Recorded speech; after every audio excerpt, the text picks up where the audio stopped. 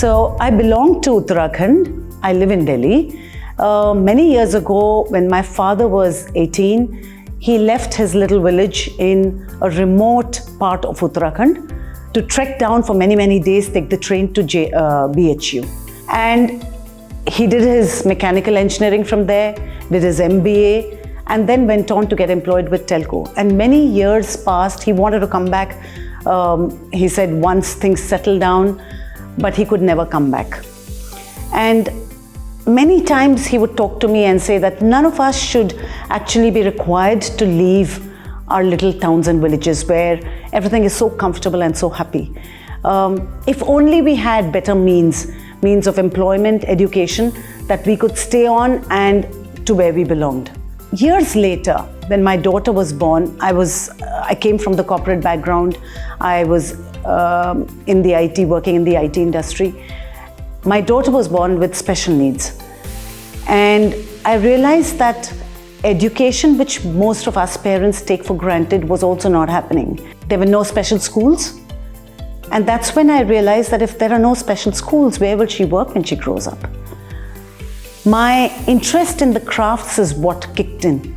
And I started to experiment with crafts to create a space for these special needs persons, like my daughter Akanksha and others.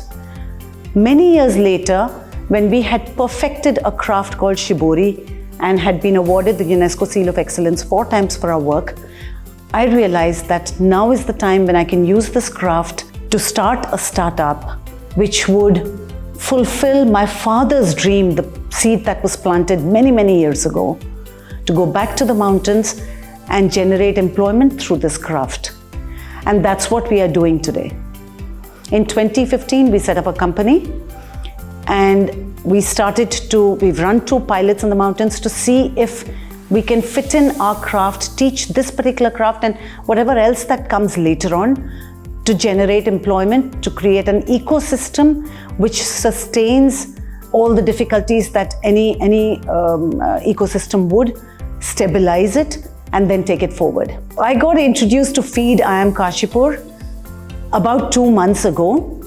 And I was just browsing through, searching for something, and FIED, the W3 program came up. It was starting that very day. I called up Saurabh, who's in charge of the program, and I said, I have to be on this program. He said, the last date has gone past many days ago. I somehow managed to push my way through, and I'm glad I did.